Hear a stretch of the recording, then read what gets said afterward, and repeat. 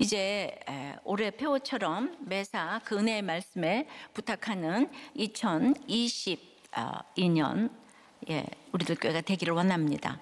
이제 성령의 전송을 받았기 때문에 지난주 이제 성령의 각오로 두로와 돌레마의 가이사라에서 결실을 맺고 이제 화해가 일어났어요.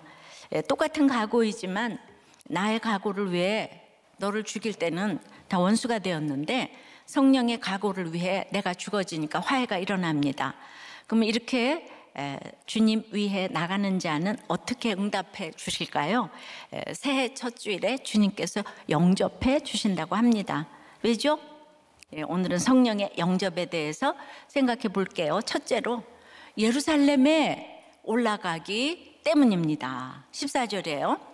그가 고난을 받지 아니하므로 우리가 주의 뜻대로 이루어지이다 하고 그쳤노라. 너무 이제 예루살렘에 올라가지 말라고 너무해도 바울이 고난을 받지 않았지 않아요? 그래서 우리가 이제 말하기를 그쳤대요. 자, 좋은 사람과 만나면 결과도 좋아야 하는데 오늘 그렇지 않다고 간증을 들었어요. 염려를 맡기는 구조가 참 중요합니다. 근데 다 말렸지만 바울의 바로 이 우리 공동체는 늘 나누고 묻고 하기 때문에 이제 중요한 것이 바울의 뜻이라는 것을 잘 알아요. 이 각오의 한자는 깨달을과 깨달을 오해요. 들린다는 것은 깨닫는다는 것이죠. 그래서 이들은 바울의 말씀이 들려서 같은 말씀으로 양육받은 동역자요 제자였습니다. 자기들이 보기에는 어리석은 고집처럼 보이는 바울의 각오지만 그 각오를 통해 이루어지는 것은 바울 개인의 뜻도 아니고 자기들의 뜻도 아니고 오직 주의 뜻이라는 신앙 고백을 했어요. 주의 뜻의 핵심은 데살로니가전서 4장 3절에서 하나님의 뜻은 이것이니 너희의 거룩함이라. 그러니까 이제 구별되게 살아야 되는 거죠. 세상의 조류가 아니라 그렇게 항상 악하고 음란한 세상에서 하나님의 뜻을 따르는 것이 바로 우리를 향한 하나님의 뜻입니다. 근데 올라가는 게 그런데 쉽지 않아요. 그래서 오늘 우리가 그랬잖아요. 우리가. 그래서 같이 가는 그 우리가 너무 중요합니다. 15절이에요. 이 여러 날 후에 여장을 꾸려 예루살렘으로 올라갈새. 가이사랴에서 예루살렘까지 100km인데 3차 전도 여행의 그 긴 장정의 이제 마지막 구간이에요. 거리는 사실 짧지만 그 올라가는 것이 해발 800m이기 때문에 문자적으로도 쉽지 않아요. 오르막만 있기 때문에. 저도 있잖아요. 글쎄 이 평생 예루살렘을 한 번도 못 가보고 사도행전 설교를 하네요.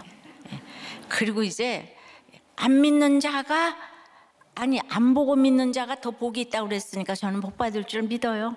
그래서 천국 안 가보고도 너무 믿어요. 근데 꼭 다들 가보고 믿는다 그러잖아요. 그래서 이렇게 성지순례 너무 좋아하지 마세요. 안 갔다 와도 이렇게 본 것처럼. 그런데 결박과 핍박이 기다린다는 사실을 알면서도 그럼 여러분들 복음 때문에 가는 거예요 지금. 그런데 왜 이렇게 예루살렘에 올라가려고 했을까요?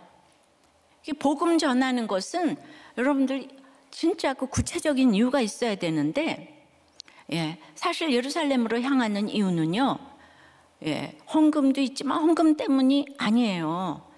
인간적인 생각이라면 안 되는 길이죠. 가서는 안 되는 길이에요. 왜냐하면 예루살렘에 유대인들이 너무 바울을 죽이려고 했기 때문에. 근데 그 이유가 유대인들은 그들만 선민이기 때문에 이방인이 선민이 될 수 없다고 생각하는 굳센 고정관념이 깨지기가 너무 힘들어요. 그래서 이방인들에게 복음을 전하고 교회를 세우는 바울을 보면서 잡아 죽이려고 하고 쫓아내며 옥에 가두었지요. 그런데 바울을 그렇게 미워하는 유대인들의 본산인 그들의 소굴로 지금 가야 하겠다는 거 아니에요? 일부만 만나도 그렇게 죽이려고 그러는데 본산제 자기 발로. 그 왜 그럴까? 이거를 또 이제 숨결을 넣어서 띵크를 해봐야 되잖아. 그들에게 헌금 때문만이라면 얼마든지 그 7교회, 아시아 7교회 대표 지도자들만 보내도 됩니다. 그런데 이 헌금이 아니면 예루살렘 지도자를 만날 수가 없는 거예요. 예. 여기고 거기고 교회고 회사고 집이고 끝에 돈이 있잖아요. 돈이. 예. 하여튼 다 돈 때문에 싸워요. 교회도 돈 때문에 싸우고 뭐 다 후임자 전임자 다 돈 때문에 싸우고. 그러니까 예루살렘 교회는요, 흉년에 힘든 이때 헌금을 가져가면 바울을 지금 받아들일 수밖에 없는 상황이에요. 근데 예루살렘 교회가 이 헌금을 받아들이면 이방 교회에 자신이 전한 복음이 예루살렘 교회와 다르지 않다는 것을 이제 인정을 하는 계기가 되는 거예요. 그리고 이제 이 헌금을 전달하면서 자신의 평생 소원인 자신의 혈육 유대인들에게도 구속사의 복음을 전할 기회를 지금 얻고자 하는 거죠. 그만큼 유대인의 고정관념은 너무 깊었고 유대인들은 이방인들의 돈까지도 너무 부정하게 여겼기 때문에 흉년이 아닐 때는 절대로 안 받아요. 예, 그러니까 아주 그냥 그 기회가 지금 온 거예요. 예, 그래서 그 헌금을 반드시 받게 해야 되고 전해야 되는 거예요. 이 복음 때문에 안타까운 이 간절함이 여러분들 다가오십니까? 그래서 예루살렘에 가기 전에 이방인 교회인 두로의 제자들과 화해했고 또 예루살렘 교회 주인공인 전도자 빌립과 화해를 했어요. 예. 그러니까 이렇게 하나님이 기뻐하실 일을 미리 해야지. 이방인과 유대인이 지금 화해하는 모습을 미리 이제 보였잖아요. 실물로. 그래서 그래야지 난공불락에서 예루살렘이 인정을 하지 않을까 한 것이죠. 이제 화해 열매를 가지고 드디어 예루살렘에 올라간 것입니다. 그러니까 그 헌금을 전달하는 이유는 단 한 가지, 이방 교회에서 전한 복음이 예루살렘 교회와 하나라는 거 인정받아야 되는 거예요. 그리고 복음 전할 기회를 얻기 위해서요. 그러니까 우리의 이제 헌금이 다 이렇게 이제 쓰이는 것이고 헌금도 전할 때 안 전할 때가 있는데 복음을 위해서는 이렇게 꼭 전해야 될 때가 있어요. 그래서 항상 그냥 뭐 예루살렘 교회 왜 올라 복음 전하기 위해서죠. 근데 복음 전하기 위해서. 그런데 그게 너무 추상적이잖아요, 그죠? 복음 전하기 위해서 이렇게 목숨을 왜 거나? 그런데 이렇게 숨결을 넣어서 땡크를 하면 여러분 이해가 좀 되시죠? 복음 전하는 거는 항상 그렇게 구체적으로 설득력 있게 전하기 위해서 지금 쓸데없는 시간을 보내면서 두로에서도 화해를 하잖아. 이게 쓸데없는 시간이 아닌 거예요. 복음 때문에. 예. 그래서 이 큐티의 행간을 읽지 않으면 무엇 적용을 어떻게 해야 될지 하나도 몰라. 그러니까 구원이 이루어지지 않죠. 근데 우리가 큐티 하나 잘했더니 아무것도 안 했는데 구원이 됐잖아요, 지금. 이게 지금 메시지예요, 우리들 교회가. 그러면 이제 적용 질문이에요. 그러니까 나의 힘든 예루살렘은 무엇 때문에 올라가고자 합니까? 나의 이해타산 때문입니까? 복음 때문입니까? 예. 즉 나의 묶인 환경에서 견디는 이유가 무엇입니까? 그러니까 새로운 식구들한테는 요 밑에 질문으로 좀 하면 되는 거예요. 위에 건 또 좀 어려우니까. 그러니까 이제 그렇게 사람마다 따라서 적용 질문도 나눔도 다르게 해주고, 그런데 그 가기 위해서 지금 두로하고 빌립하고 화해를 해야 되잖아요. 그러니까 이런 것들을 적용하는 거죠. 삶에서 복음이 증거되기 위해서 내가 누구하고 화해를 해야 되나. 이 얘기를 이제 좀 더 쉽게 제가 설명을 해주면, 제가 이제 대학교 붙으면 앞날이 대로일 것 같아서 입시를 견뎠어요. 또 시집살이 때 견딘 것은, 우리가 이제 돈을 못 버니까 남편이 전문의 딸 때까지 견디면 또 이제 살림을 날 수 있잖아요. 그래서 또 열심히 견뎠어요. 근데 얼마나 내가 힘든 시집살이를 하는지 남편에게 말을 하지 않아요. 왜냐하면 내가 이제 조금 이따 살림 날 거니까, 그때까지 다 칭찬받아야 되니까 절대로 얘기 안 해요. 죽음에 이르는 견딤을 하고 있는데, 그 전문의 따고 난 날 쉐 아버님께서 살림을 나간 살림을 날래 이 얘기예요. 물어보시니까 이 남편이 제 앞에서 제 눈에 흙이 들어가도 부모님 모시고 살겠습니다 그러더라고요. 근데 제가 이제 교양이 9단이잖아요. 그러니까 그동안 너무너무 잘해왔던 것들이 다 헛수고가 되면 안 되니까 어머 당신 어떻게 그럴 수가 있어 이런 얘기를 안 해요. 제가 교양이 있잖아요. 그냥 혼자 죽어가는 거예요. 그냥 견디는 거예요. 그러니까 난 언제나 이렇게 칭찬을 받아야 되니까 이런 사람이 이제 죽는 거죠. 그러니까 늘 제가 견딘 이유는 복업 때문이 아니라 잘 먹고 잘 살기 위해서 남들 놀 때 공부하고 피아노 치고 걸레질을 하면서 죽어라고 견뎠죠. 즉 이해타산 때문에 견뎠어요. 이를 악물고 견뎠는데 그런 사람을 세상은 착하다 성실하다 칭찬합니다. 그런데 성령이 영접해 주시지를 않아요. 제가 너무 잘 견디고 있으니까. 근데 땅이 혼돈하고 공허하며 흑암이 깊음 위에 있는데 하나님의 영이 수면에 운행하지를 않으시는 거죠. 그래서 이를 너무 악물다가 이빨이 다 빠질 뻔했는데 이렇게 이를 악물다가 성령이 운행하지 않는 인생을 살면서 결국은 제가 이제 무너졌죠. 근데 성령의 영접이 뭔지 모르는 사람은 여전히 착하다 성실하다에 속아서 어딘가 열심히 지금 올라가고 있어요. 지금도.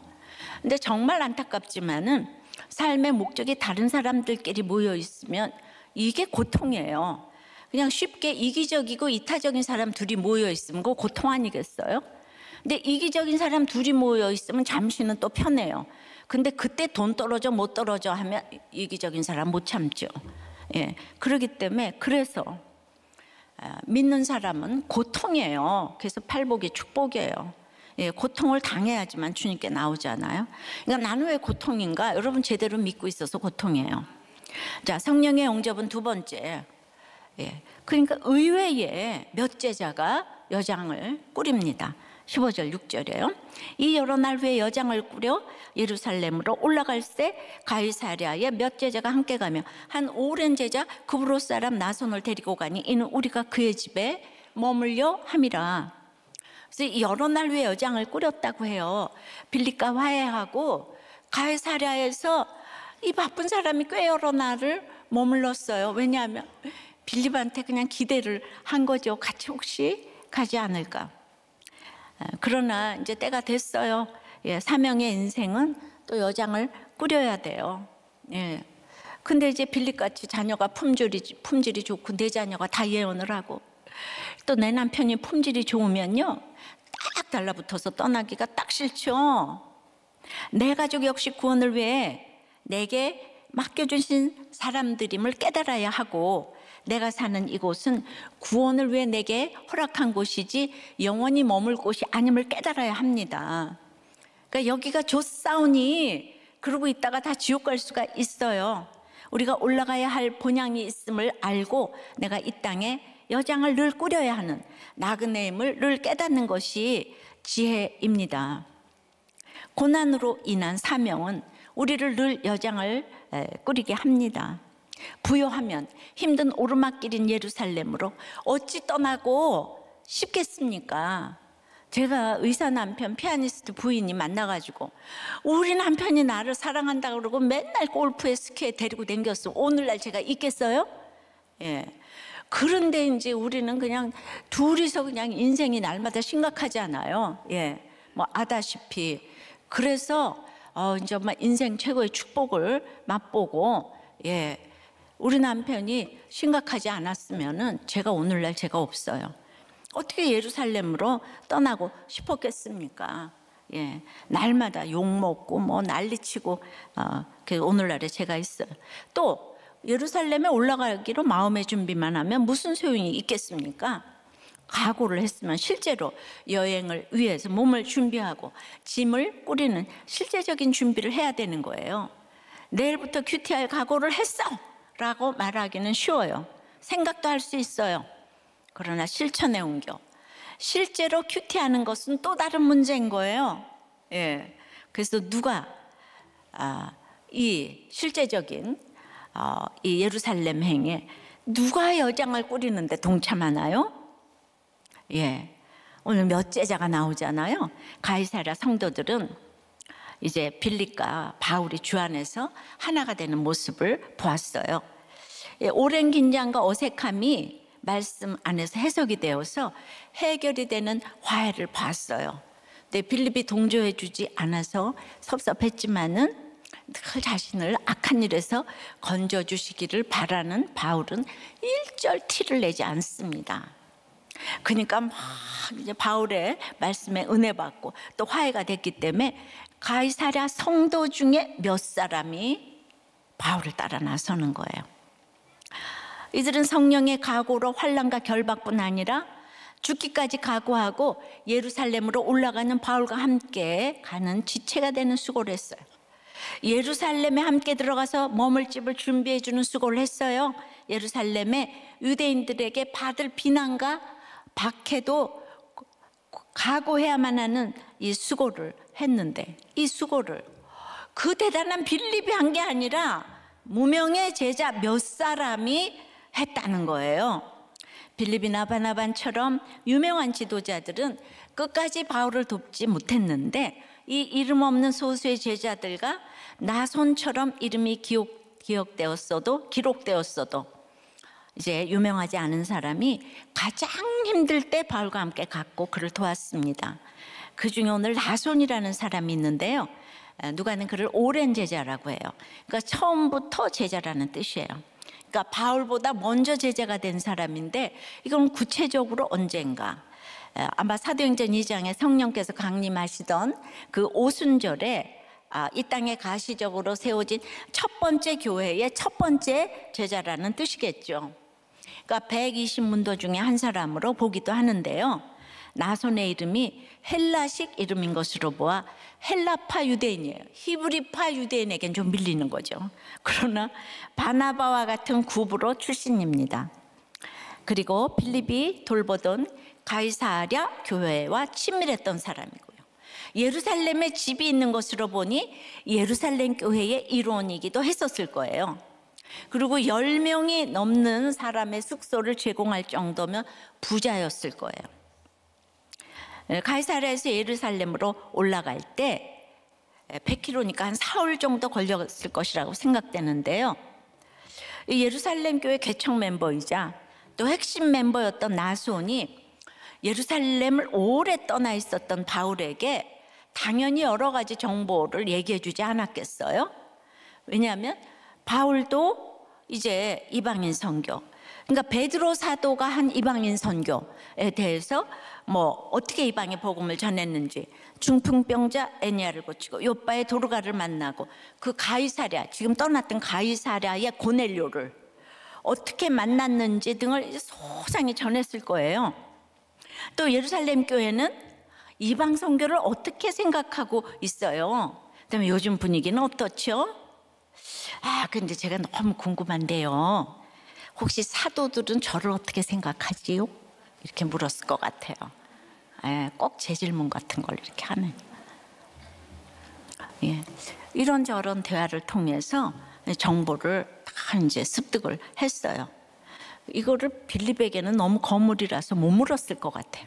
근데 나손은 이미 바울을 지지하고 따라 나섰기 때문에 물을 수가 있는 것이죠. 이처럼 여장을 꾸리고 예루살렘에 올라갈 때 무작정 올라가서는 안 되는 거예요. 머물 곳도 생각해야 하고, 특히나 내 감정이 상대방에게 상해했을 때는 직접 만나면 큰일이에요. 그러니까 오랜 세월이 지났더라도 내가 이제 말씀 듣고 적용하고 이제 올라가서 만나기로 했는데, 아무것도 저 정보가 없으면 지금 와서 하는 얘기인데 그때 너 그런 말 왜 했어? 그렇게 얘기를 하면 이 작은 단어 하나에 감정이 폭발을 하는 거예요. 그러니까 여러분들도 화해하러 갔다. 근데 그때 결혼식 때 그 돈 어떻게 됐어? 그 결혼 기념일에 왜 당신 늦게 왔지? 그때 어디 갔었어? 이렇게 얘기를 하면은 화해하러 나왔다가 오늘 결혼 기념일 22년 동안 싸웠다 그러시잖아, 목사님 집도. 그러니까 이제 이 한마디 감정이 폭발하기 때문에 그 예루살렘 교회 사정을 잘 아는 나손을 통해서 미리 듣고 기도하고 준비해야 돼요. 목장을 하면서도 새 가족이고 저 사람은 어떻고 이걸 목자님이 다 그냥 연구하고 기도해서 그 사람에 맞게 이렇게 해야지 구원이 이루어지죠. 아무것도 모르고 그 사람이 어떤 상황인도 모르는데 그냥 지금 일어나는 일은 집사님 삶의 결론이에요. 이런 얘기를 한다든가. 우리가 다 문둥병자잖아요. 뭐라고 내가 문둥병자 새 가족한테 그러시면 아니 돼요. 그러니까 우리도 교회 목장이 너무 좋다고 해서 들어가 봤는데 몇 명만 좋은가 봐요. 다 무례하고 이상해요. 송궁영신 예배 설교에 누가 그렇게 리플을 달았더라고요. 그리고 오늘 또 이 설교 들으라고 이제. 그러니까 이게 우리가 오래 들은 사람이 있고 처음 듣는 사람이 있고 새 가족이 있고, 그러니까 거기에 대해서 우리는 정보를 가지고 구원 때문에. 근데 우리는 막 여러분 목장은 좋은 곳이라서 가는 게 아니에요. 피로 값주고 사신 공동체이기 때문에 목장에 가면 저런 인간들이 다 있어 이거밖에 몰라. 내가 왜 이 얘기를 듣고 있어야지. 근데 세상 모임은 딱 거절을 하는데 주의 공동체이기 때문에 거기서 내가 얼마나 교만한지를 보라고 가는 거예요. 그래서 주일마다 목장 가면 회개할 것밖에 없어. 사람이 싫어갖고 쟤는 왜 또 저 얘기를 하지? 이러면서 그러니까 곳곳에 나가서 회사 가서 목장 욕해.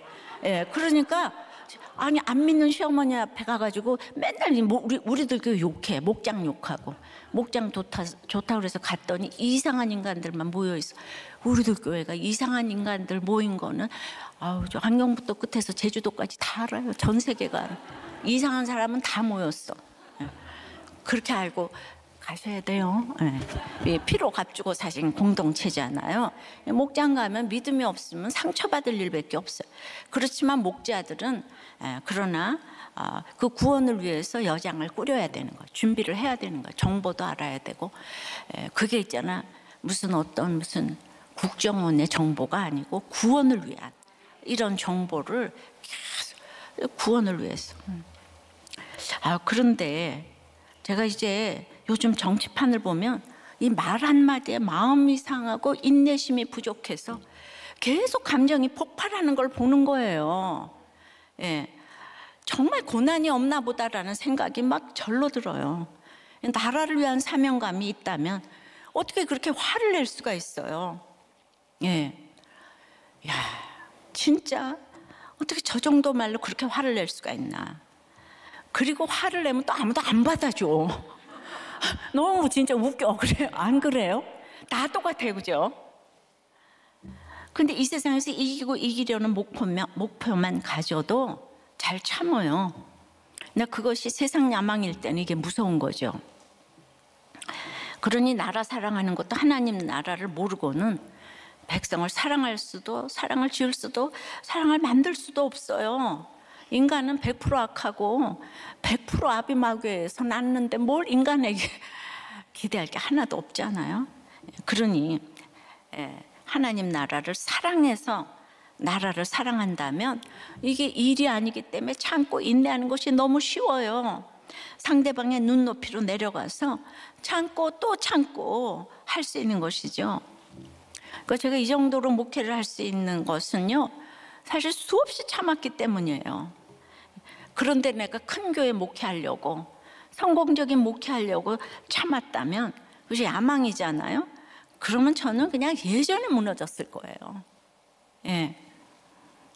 얼마나 호심탐탐 저 여자 목사가 얼마나 갈까를 다 생각했겠어요. 그 얘기를 저는 수도 없이 들었어요. 이 판교와 강남 한복판에서. 이게 얼마나 그 힘든 일, 요만큼만 여자가 한 가지 잘못하면 남자 100가지 잘못한 것보다 더한 거예요. 구원 때문에 살아남기 위해서 진짜 참고 또 참고, 적어도 제가 야망은 아니기 때문에 그냥 무릎을 꿇고 또 꿇으면서 여기까지 왔어요. 왜죠? 구원 때문이죠. 근데 이것을 의외의 몇 제자가 동참했다는 거예요. 그러니까 주님이 영접해 주시는 사람은 늘 의외의 사람이에요. 그래서 천국에 가보면은 그냥 저 사람이 왜 왔나 그래서 너무 놀라고, 아니 그 사람은 왜 안 왔지 그래서 또 너무 놀라. 그 다음에는 내가 왜 와 있지? 이래서 너무 놀란다는 거 아니에요? 나손이 바울과 일행을 자기 집에 묵게 하기 위해서 이 대단한 사람이 갔어요. 예. 그런데 이제 뒤에를 보면은요, 일주일 후에 바울이 체포되었어요. 그러니까 나손에게는 그렇게 예루살렘에 가기로 작정해서 갔지만은 일주일밖에 못 있었던 거잖아요. 바울이 빌립이 일주일인지 알았으면 따라 나섰을 건데. 그러니까 다들 일주일일지 모르고 지금 떠났는데, 사실 나손은 이 바울과 같이 가면 일주일, 사흘 있었고 또 일주일 있었던 한 열흘 정도가 인생 최고의 결정이었죠.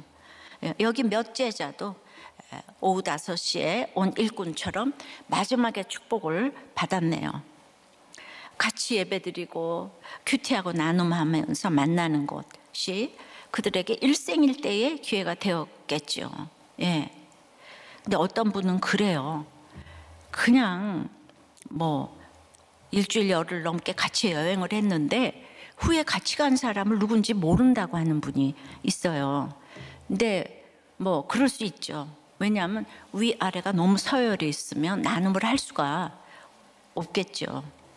근데 바울은 로마서 같이 대단한 서신을 썼어도 마지막에는요, 사람들의 문안으로 끝나요. 또 어저께 디모데 후서도 유언장이지만은 복음을 전파라고 하면서 사람들에 대한 문안으로 끝나요. 어떤 목회나 어떤 지도자도 사람에 대한 관심이 없으면 안 돼요. 그러니까 바울이 디모데에게 쓰면서 드로비모가 병든 것까지 알려줘요. 관심이 많아요. 그래서 그들은 바울과 같이 가는 것 자체가 이게 엄청난 이 제자 양육이 되어 2000년 동안 바울과 그 어려운 예루살렘 행에 동행했다고 성경에 이렇게 기록이 되는 이 결정을 한 거잖아요. 예. 그 제가 보면은 첫날부터 지금까지 한 영혼 때문에 제가 설교 준비하고 제가 정치를 하겠어요? 뭘 하겠어요? 한 영혼, 한 사람. 이번 주일에도 저한테 편지를 받은 사람이 많을 거예요. 예. 근데 사실은 그래도 큰 교회 목사인데, 그런데 한 영혼 때문에 늘 생각하고 그러다 보니까 교회가 부흥을 했지. 내가 이 큰 교회를 한다고 성공적인 목회 전략을 어디서 배워온 것도 아니고, 지도자는 한 사람에 대해 관심을 가져야 돼요. 예. 그런 거 모른다 그러면 말이 안 돼요. 우리들 교회 성도들은 그래서 큐티인에 이 간증하는 원고, 또 설교에 등장하는 모든 분들의 나눔이 영원히 기록된다고 했어요. 앞으로 후에 2000년대 초반에 한국교회 실상을 연구할 때 어떤 간증을 했나, 그때의 교회 문화는 어땠나, 무엇을 회개했나, 하루하루가 문서선교에 해당하는 지금 날들을 살고 계신 거예요. 지금 누가 이렇게 솔직한 간증을 지금 써내겠어요? 이게 선교예요. 이거는 좋은 역할, 나쁜 역할 상관이 없어요. 진솔한 우리의 간증과 나눔들은 우리 주님이 후에 막 찬란하게 영접해 주실 간증들인 줄 믿습니다. 이런 분들이 여장 뿌리는 의외의 몇 제자라고 생각이 들어요. 그러니까 사람을 끝까지 의지하지 말라고, 하나님이 도우시는 것을 보라고 이 대단한 빌립을 막으셨다는 생각이 드는데, 저는 이제 빌립이 왜 바울의 예루살렘 행을 막고 안 갔을까를 계속 곰곰이 생각해 보았어요. 아마 빌립은 가이사랴에서 이 전도자로 그 이름만 해도 영향력이 대단한데, 바울을 개인적으로 인정하지만은 함께 할 수는 없다고 생각했을 것 같아요. 왜냐하면 배신자고 잔멸자의 꼬리표가 따라다니잖아요. 그러니까 자기가 이 사람하고 왔다가는 교계적으로 입지가 어려워질 수 있다고 생각할 수 있고, 그때 바울이 같이 데리고 다니던 수행원은 그렇게 무시하는 이방과의 혼혈인 디모데, 아예 이방인인 의사 또 의사는 누가는 노예 출신. 의사가요, 그때는 칼잡이라서 노동자 계급이었어요. 그러니까 바울도 그렇고 여기 따라갈 수 있겠어요? 제가 다시 잘 읽어보니까 저도 못 따라갈 것 같더라고요. 그래서 왜요? 내가 주인공인데. 여기서 바울이나 빌립이 아니라 이 무명의 몇 제자가 되고 싶은 분 얼마나 계실까요? 손 들어보세요. 성품상 그런 분이 계실 수도 있어요. 하지만 성품으로 한 일은 언젠가는 생색이 나고 시간이 지나면 다 드러나더라고요. 내 자신보다 구원이 더 중요함이 인정이 되어야 구원 때문에 십자가 지고 앞장서는 한 사람을 볼 수 있는 것이고 그 사람과 함께 갈 수 있는 것이고 그 사람을 도울 수 있는 것입니다. 그러나 현실은 녹록지 않아요. 평지를 걸어가는 것도 아닌데 해발 800m는 계속 오르막길, 아무리 각오를 했어도 실제는 힘들어요. 여러분들이 실제 이렇게 큐티인 간증 원고 쓰는 거 쉽지 않아요. 그러니까 성령의 영접으로 끝까지 도와주셔야 될 줄 믿습니다. 여러분들이 이제 어마어마한 일을 하는 거예요. 어떤 회사에서 아무리 돈을 받고 성공한들 여러분들이 몇천 년 동안 남을 것 같아요? 이게 지금 어마어마한 일을 지금 하시는 거예요. 적용해 보세요. 여러분은 여장 꾸리는 의회의 몇 제자가 되고 싶은가요? 주인공이 되고 싶은가요? 그럼 구원을 위해 자존심을 버리고 도와야 할 사람은 오늘 누구입니까? 그래서 구원을 위해 나선의 정보를 얻기 위한 실제적인 준비를 하고 계십니까? 올해 목장은 이렇게 구체적으로 준비를 하시고 자존심을 버리고 도우시고 주인공보다는 항상 의외의 몇 제자가 되는 여러분들 되시기를 바랍니다. 자, 세 번째는 이 땅의 질서를 인정해야 합니다. 성령의 영접을 위해서. 17절이에요. 예루살렘에 이르니 형제들이 우리를 기꺼이 영접하거늘.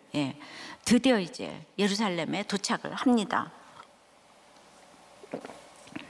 이르니에 해당하는 헬라어 이제 기노마에를 일반 단어를 이제 기노 대문자로 썼어요. 고유명사도 아닌데 직접 합법도 아닌데, 그러니까 이거 아주 중요하다는 뜻이에요.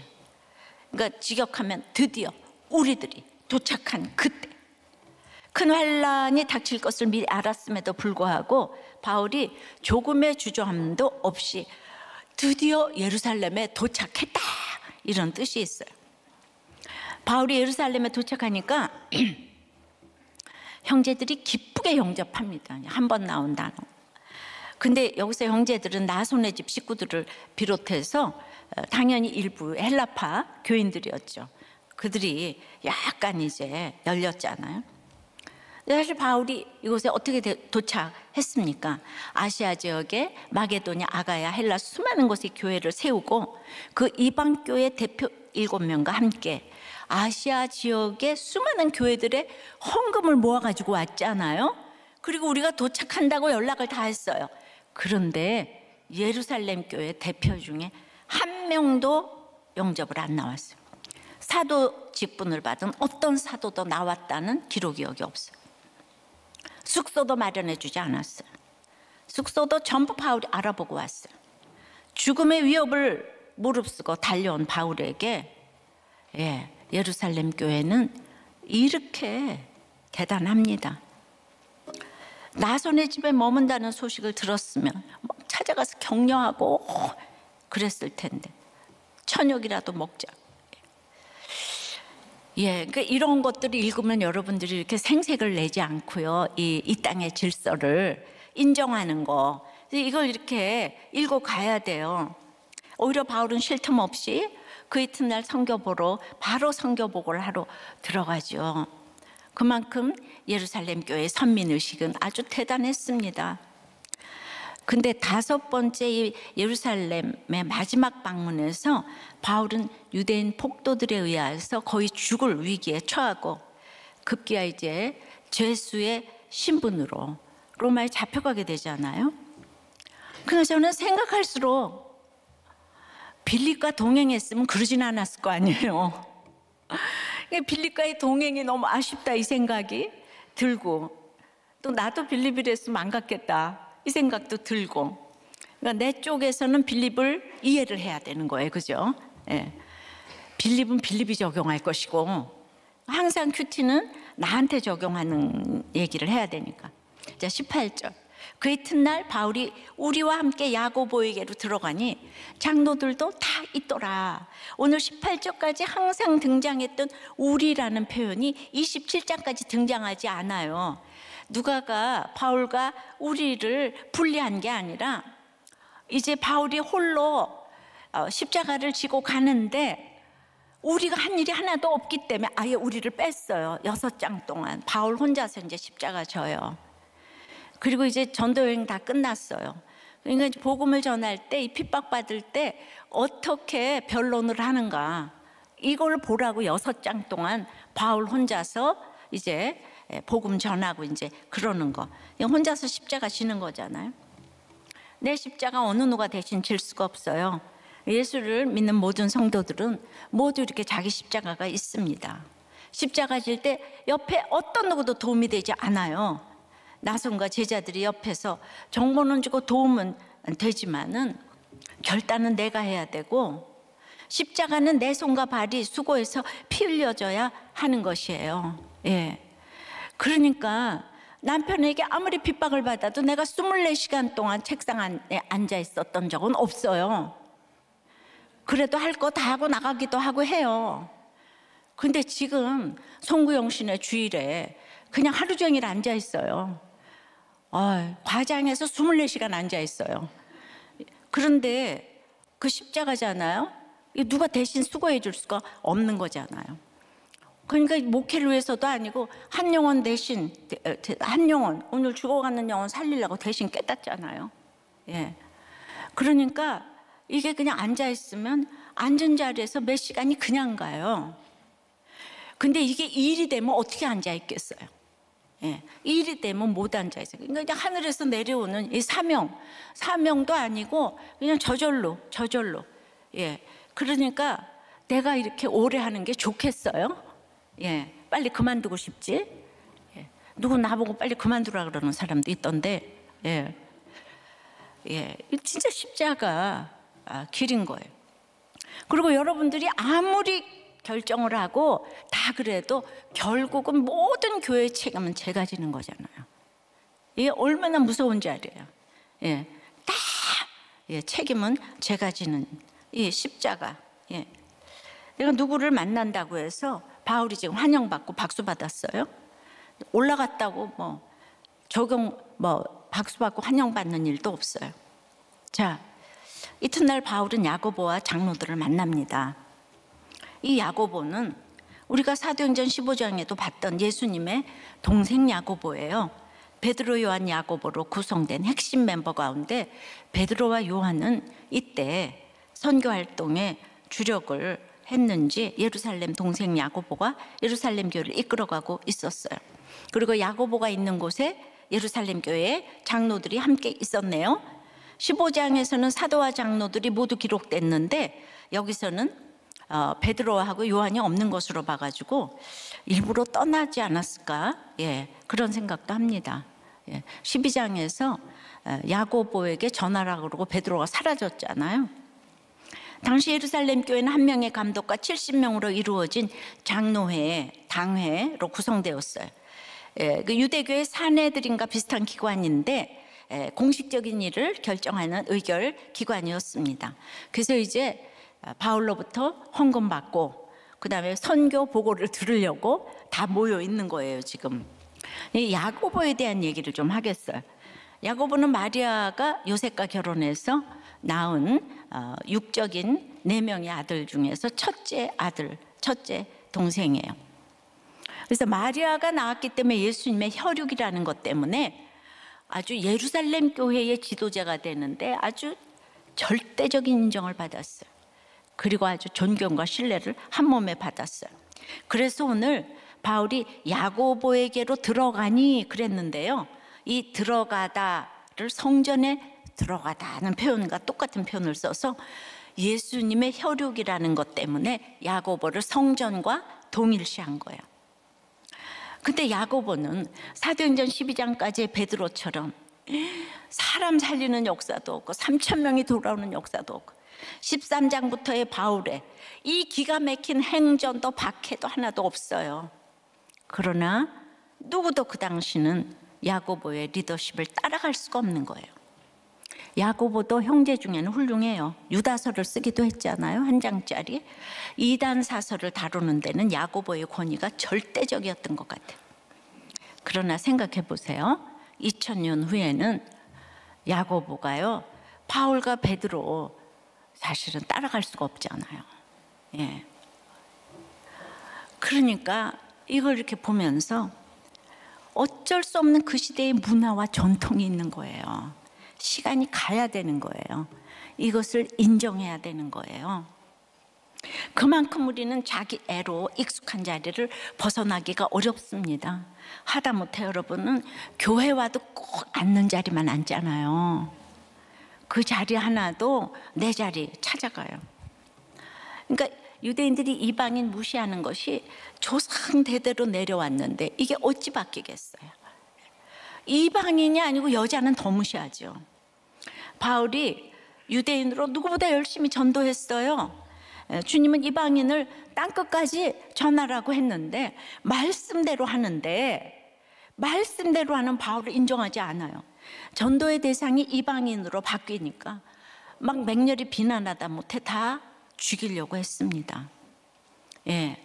그래서 이렇게 나의 기득권, 내 자리가 익숙하면 그 누구도 넘어가지를 못합니다. 제가 여자라서 제가 전하는 복음이 맞을까를 생각하는 남자들, 특히 직분자들이 많아요. 그러니까 사역자들 가운데서도 부모님들이 교계의 중진이면 왜 여자 목사 밑에 있냐고 하는 분들도 많이 봤어요. 근데 누구보다도 제가 그렇게 생각했어요. 저는 아주 이렇게 합동교단에 오래 있다 보니까 그래서 저는 너무 빌립이 이해가 되고 바울이 이해가 되는 거예요.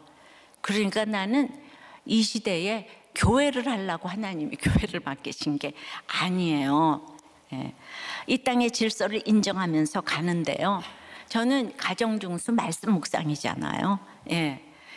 그리고 지금 이제 이런 성경을 보니까 이게 다 인정하면서 가야 되니까 저에게 특별히 여자 일생을 살게 하셨고 또 누구보다 여자로서 밑바닥을 경험하게 하셨고 그런데 교회를 하는 게 아니고 내가 늘 복음을 전하면 꼭 살아나는 사람들이 있는 거예요. 그러니까 여기까지 왔죠. 제가 뭐 성공적인 목회 그게 아니고 이 한교회 부흥보다는 말씀 묵상 가정 중수라는 운동, 하나님 나라 운동, 그거 저를 쓰셨어요. 그리고 그렇게 훗날에 기억되기를 바랍니다. 이거 정말 제가 이렇게 매 피부로 경험하면서 겪으니까 한 구절 한 구절 생각하지 않을 수 없는 이런 구절들이 괜히 숨결이 느껴지는 것이 아닌 거죠. 오늘 당회가 결성됩니다. 지난번 공동회에서 모든 평초원들이 장로 권사로 추대가 되었어요. 161명이 되었는데 이분들이 때마다 모여서 결정하기 힘들잖아요. 그래서 오늘 장로 권사들 중에서 남자 장로 9명, 여자 중에 권사 5명의 당회원을 뽑는 호선을 합니다. 우리들 교회가 독립교회 연합이다 보니까 이 상회인 노회가 없어요. 그래서 이제는 강력한 당회가 필요합니다. 그래서 이 장로들 중에서도 2년마다 뽑고 4년을 할 수 있고 그 다음에 또 2년 쉬고 다시 이제 피선거권이 주어지게 됩니다. 그런데 글쎄 오늘 본문에 예루살렘 교회에 당회가 나오지 뭐예요? 너무 놀랍지 않아요? 또 장로가 언급되는 거예요. 장로 얘기가 성경에 희귀한데 우리가 뽑고자 하니까 계속 나오는 거 있죠. 응? 우리가 지난번에 공동회의 때는 정말 성령의 감독자 얘기가 또 그때도 장로 얘기가 나왔는데 엊그제 디모데후서 본문에도 디도 보고 장로를 세우라고 글에 대해 남겨두었다고 했거든요. 그래서 말씀대로 하나님이 기뻐하시는 당회가 될 줄을 믿습니다. 그래서 다음 주에는 임직식이 아니고 사명 예배를 드릴 것인데 코로나로 아무도 못 오고 본인들만 오게 되어서 너무 유감이에요. 왜냐하면 배우자만 와도 300명이 넘기 때문에 올 수가 없어요. 한 명만 와도. 그래서 하여튼 우리가 이제 그걸 잘 찍어둘 건데, 무엇이든 말씀대로 되어서 모두 성령이 영접해 주시는 장로 권사님들이라고 인쳐 주시는 것 같아서 너무 감사드려요. 장로 권사는 감투가 아니에요. 근데 우리들 교회는 이미 사람 살리시는 직분으로 다 검증이 되신 분들이라서 반드시 이 장로 권사의 롤 모델이 되시리라고 믿습니다. 적용해 보세요. 이 땅의 질서를 인정해야 한다고 순종하십니까? 인정받아야 한다고 소리를 드높입니까? 올해 너무나 엄청난 또 이제 역사가 있습니다. 대선이 있습니다. 주님, 한 사람의 지도자가 너무너무 중요한데, 그렇게 정말 이 지도자가 원하는 대로 안 뽑혀도 이거는 한국 교회에 대한 심판이라고 생각이 되어지고, 우리가 회개하고 아직 그 때가 안 돼서, 아버지, 그래서 우리는 또 기도해야 합니다. 주여, 우리 나라 불쌍히 여겨 주시옵시고, 나라가 없으면 예배 드리지 못하는데 주여 불쌍히 여겨 주시옵시고, 그래서 인구절벽으로 가는 이때에 동성원 막아주시고, 이 차별금지법 막아주시옵시고, 대하생명법 제정되게 도와주시옵소서. 예수 그리스도 이름으로 기도드리옵나이다. 아멘.